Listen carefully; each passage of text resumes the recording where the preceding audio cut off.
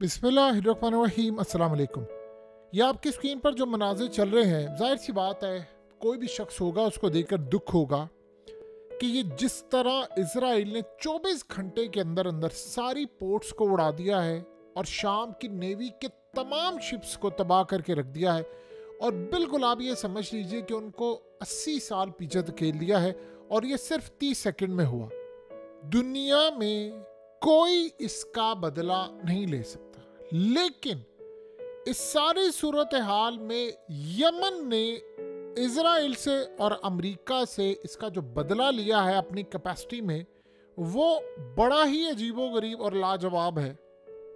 Yemen की navy, UAV और missile force, इन्होंने एक इंतहाई खतरनाक मिलिट्री ऑपरेशन किया है। और ये इतना खतरनाक मिलिट्री ऑपरेशन था कि अमेरिका के 3 शिप्स जो थे वो जा रहे थे, और ख़ास तौर पर ये सप्लाई यानी शिप थे, और ये जा रहे थे पोर्ट ऑफ जबूती। अब आप ये सोचें कि इजराइल ने तबाह किया तो इन्होंने आगे से बदला क्या लिया है उसका।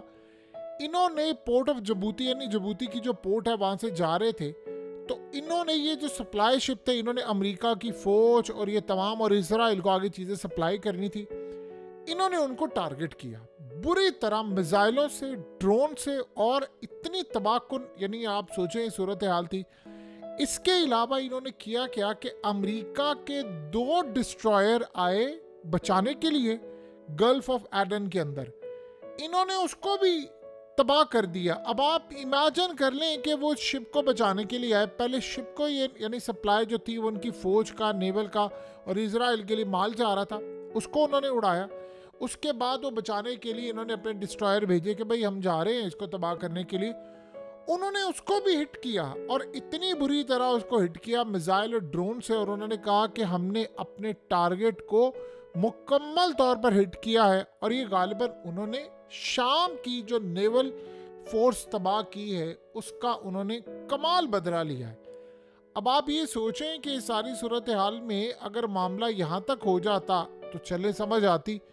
उन्होंने इजराइल को भी टारगेट किया है, और 2 मिलिट्री ऑपरेशन उन्होंने किए हैं, और इजराइल के इलाकों में उन्होंने ड्रोन्स मारे हैं, और वहाँ से जाकर उन्होंने ऑपरेशन किया है।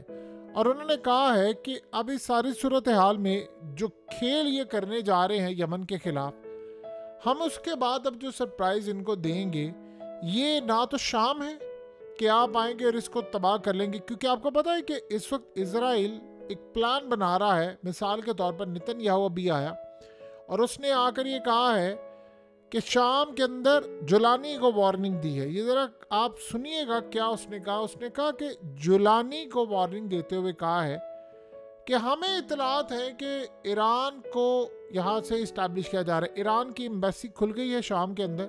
उन्होंने जुलानी और ये वो इन सबसे ज़ाहिर बातें कह रहे हैं कि ठीक है बाप आ गए हैं तो हम यहाँ से निकल गए हैं, रशिया भी निकल गया, लेकिन हम चाहते हैं कि ताल्लुकात रहें। तो उन्होंने अपनी एम्बेसी खोली है। उन्होंने कहा ठीक है खोले। उन्होंने कहा कि अब ये सूरत हाल जो हो रही है, अब आपको बता दें कि यहाँ से हिजबुल्लाह को सप्लाई गई तो जुलानी मैं पूरी तरह शाम को उड़ा कर रख दूंगा, और देखना मेरी एयरफोर्स अब तुम्हारे साथ करने क्या जा रही।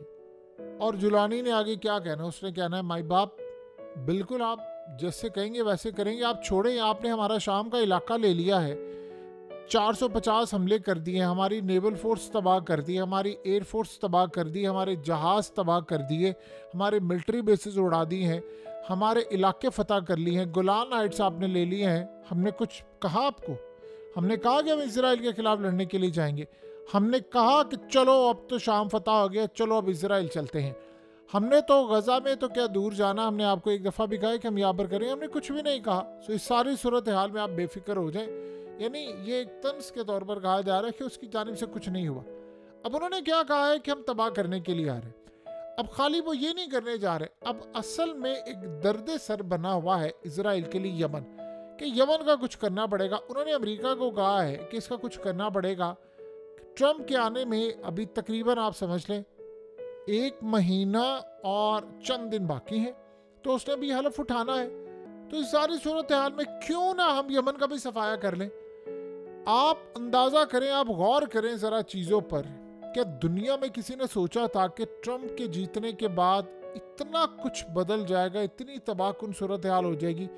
यमन वाली जंग का हाल आपके सामने है, और इस सूरत हाल में आप सब देख लें कि लिबनान के साथ, शाम के साथ, रूस के साथ क्या कुछ हो रहा है, यूक्रेन कैसे हमला कर रहा है, और मॉस्को के ऊपर रूस, ये वो सब कुछ।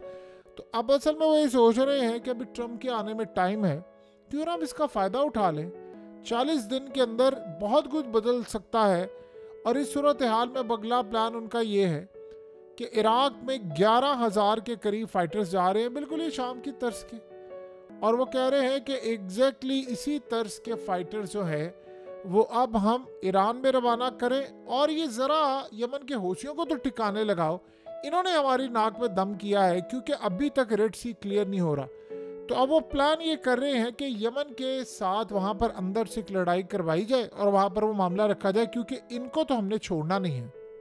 देखिए, वक्ती तौर पर कहें या जैसे मर्जी कहें, ईरान को एक बहुत बड़ा झटका लगा है, रूस को एक बहुत बड़ा झटका लगा है, और इवन कि आप इमेजिन करें चाइना को बड़ा झटका लगा। देखिए, बशारुल असद एक बड़ा बुरा इंसान था, और उसमें बड़े जुल्म भी किए हैं, बड़े लोगों को मारा है और तबाही मचाई है। एक डिक्टेटर था, जाहिर सी बात है वो और क्या काम कर सकता है, करप्ट लोग और क्या कर सकते हैं। लेकिन आप इमेजिन करें कि उसके दौर में चाइना से लेकर दुनिया सब कुछ ना कुछ कहती शाम एक मुल्क है। अब तो शाम एक मुल्क नहीं रहा। अब आप ज़रा इस सारी सूरत हाल में देखें, अब आ गए हैं दहशतगर्द। अब अमेरिका की लिस्ट के अंदर ये जुलानी और ये सारे हैं दहशतगर्द, और ये हैं भी। आप सोचें कि यूरोप उनको तस्लीम नहीं कर रहा, इसके अलावा चाइना भी नहीं कर रहा, रूस भी नहीं कर रहा, ईरान भी नहीं कर रहा। तो इस सारे मामले पर आप ये सोचें ये दहशतगर्द आ गए हैं। तो सूरत हाल के अंदर वो सपोर्ट, वो चीज़ें उनके पास है। अब शाम के अंदर क्या सूरत हाल है? शाम में एक हिस्सा जुलानी ग्रुप के पास है, एक हिस्सा आप देखिए कुर्दों के पास है, एक पर इजराइल धड़ाधड़ कंट्रोल कर रहा है, बाकी छोटे मोटे ग्रुप जो हैं वो आप पर लड़ाई कर रहे हैं, और सीरियन फोर्सेस और ये वो, यानी शाम का कोई हाल नहीं है।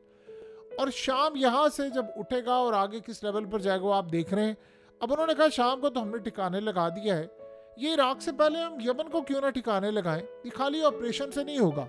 आपको पता है अगर ऑपरेशन से होना होता तो इसराइल ने कितने ऑपरेशन किए थे, दमिश्क में हमला, उधर हमला, ये वो हमला, हिजबुल्लाह के लिए, उसमें नहीं काम बना।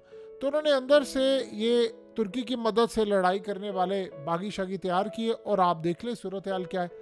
अब एक और प्लान कर रहे हैं, वो प्लान कर रहे हैं कि यमन के अंदर हम इस तर्ज की एक लड़ाई छेड़ दें। देखिए, यमन की जो सूरत हाल है उसको ज़रा आप समझें। यमन शाम नहीं है, यमन अफगानिस्तान की तरह है।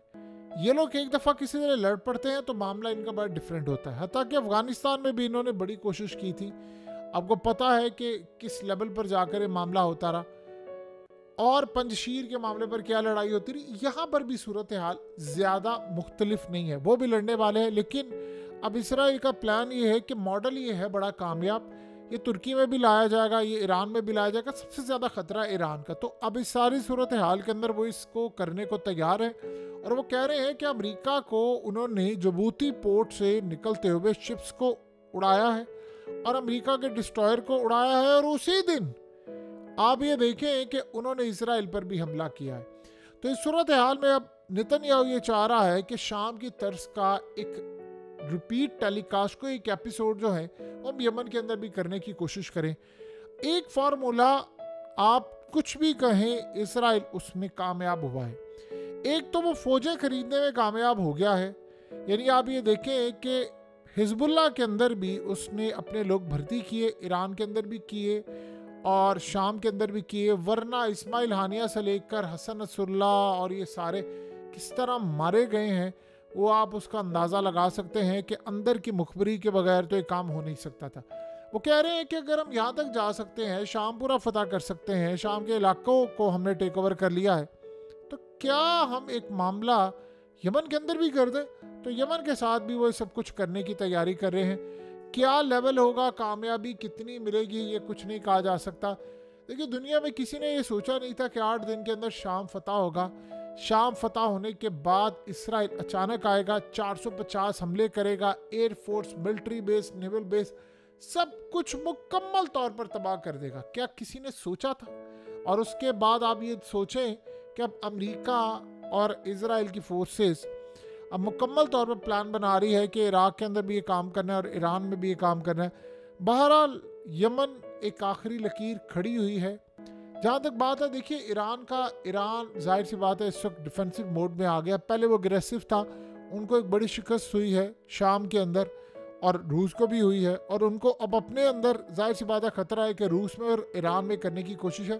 तो इस सूरत हाल में यमन के अंदर भी ये करने की तैयारी कर रहे हैं, लेकिन यमन आखिरी हद तक लड़ेगा। क्या मामला होगा ये तो आने वाला वक्त बताएगा, लेकिन आज के ऑपरेशन ने इसराइल और अमेरिका के कान खड़े कर दिए।